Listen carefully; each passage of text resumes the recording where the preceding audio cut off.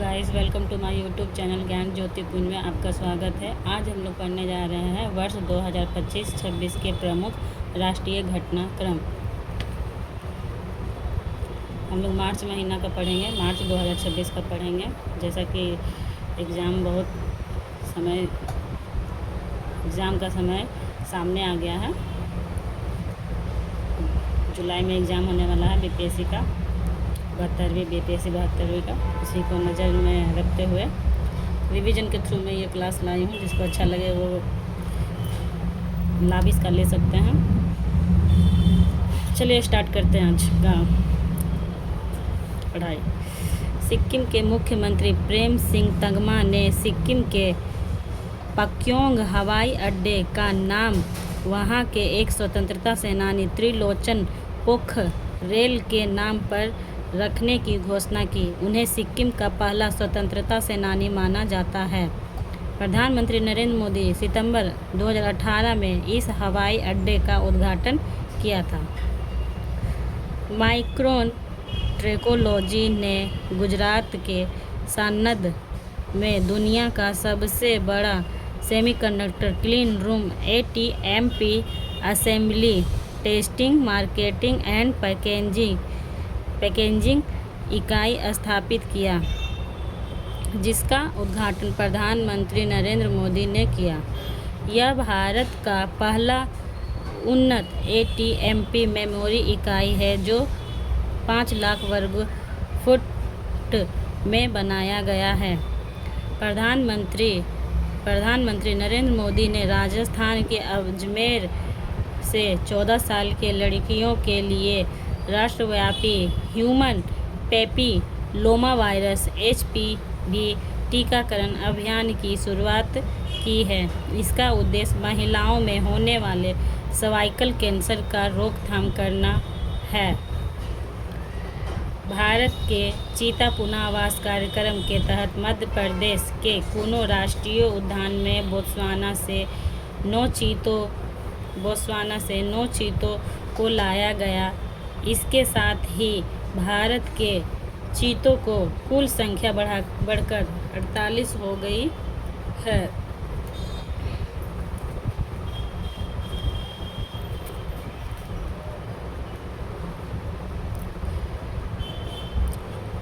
उत्तर प्रदेश के वाराणसी में एक बड़े पैमाने पर वृक्षारोपण अभियान चलाया गया, जिसके तहत 1 घंटे में 2.51 लाख से अधिक पेड़ लगाकर एक नया गिनीज वर्ल्ड रिकॉर्ड बनाया गया। इससे पिछला रिकॉर्ड 2018 में चीन द्वारा बनाया गया था।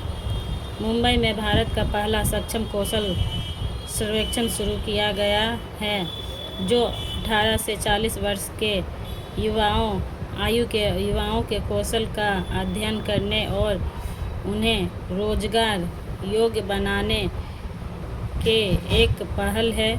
यह सिपोय एनालिटिक्स और स्थानीय प्रशासन द्वारा संयुक्त पहल है। भारत सरकार ने राज्य के प्रसिद्ध हिल स्टेशन माउंट आबू का नाम बदलकर आबू राज करने की घोषणा की। केंद्रीय गृह मंत्रालय ने 2027 में होने वाली जनगणना के लिए रेत कलाकार सुदर्शन पटनायक को ब्रांड एम्बेसडर नियुक्त किया। 8 मार्च से 22 मार्च 2026 तक देश भर में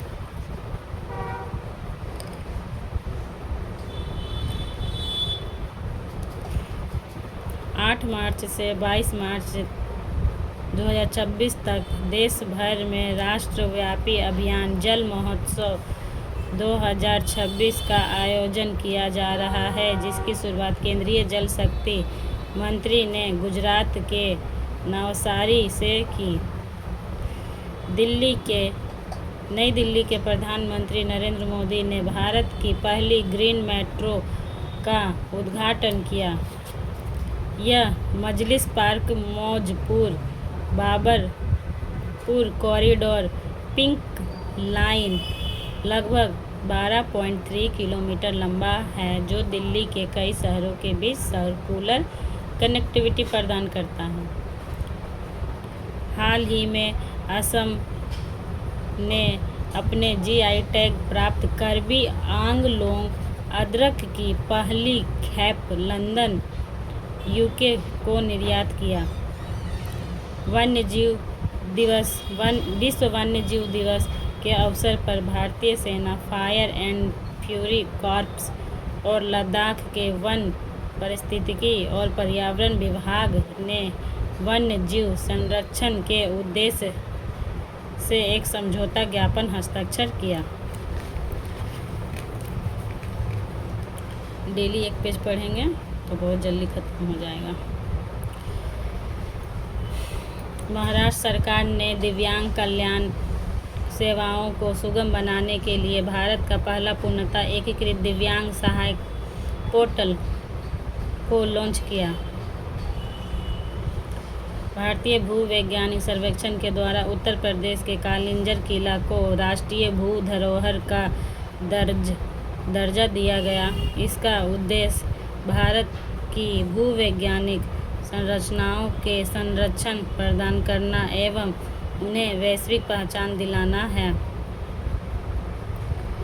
भारत सरकार ने लक्षद्वीप में अपना पहला ocean thermal energy conversion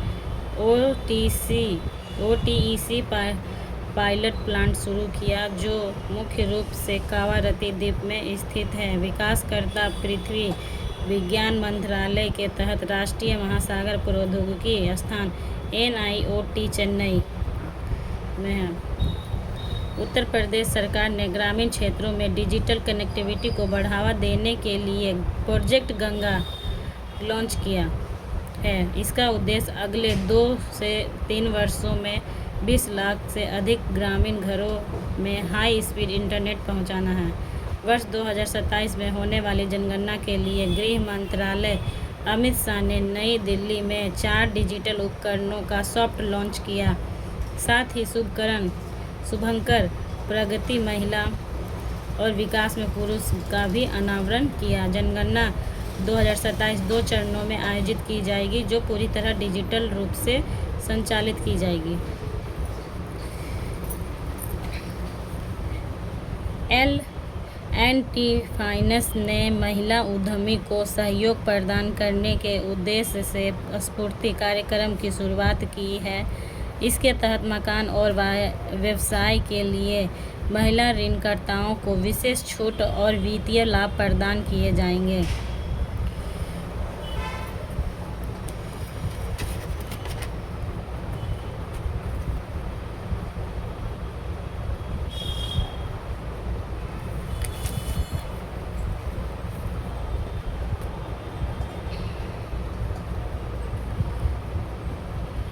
bank of Baroda घरेलू बाजार में 10,000 करोड़ रुपए के ग्रीन इंफ्रास्ट्रक्चर बॉन्ड जारी करने वाला भारत का पहला बैंक बन गया है। इन फंडों का उपयोग हरित ऊर्जा और सतत परियोजनाओं के लिए किया जाएगा। आर्थिक मामलों की कैबिनेट कमेटी ने जेवर इंटरनेशनल एयरपोर्ट के लिए उत्तर प्रदेश और हरियाणा में ग्रीनफील्ड कनेक्टिविटी कॉरिडोर बनाने की मंजूरी दी। यह कॉरिडोर 31.442 किलोमीटर लंबा है, जो दिल्ली मुंबई एक्सप्रेसवे के लिए दिल्ली फरीदाबाद बल्लभगढ़ सोहना स्पर को हाईवे अड्डे से जोड़ेगा।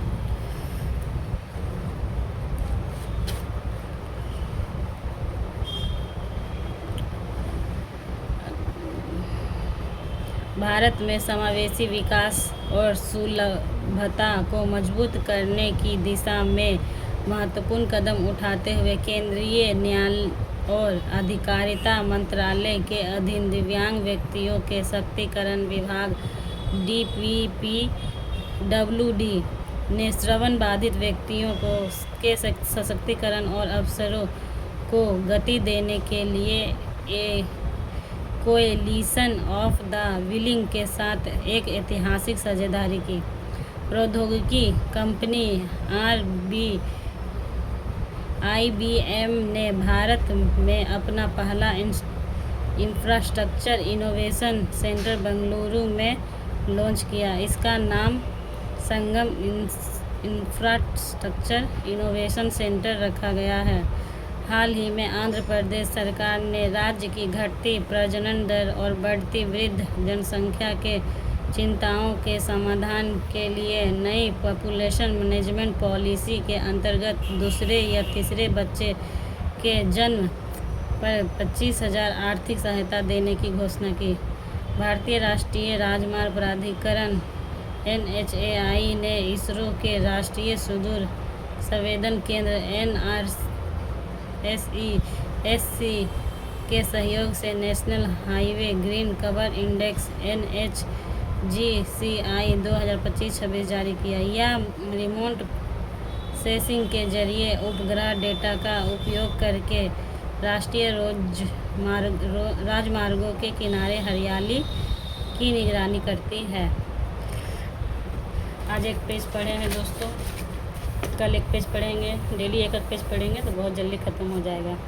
वीडियो अच्छा लगे लाइक कर दे, सब्सक्राइब कर दे और मैं डेली ऐसा वीडियो लाऊंगी आप लोगों के लिए।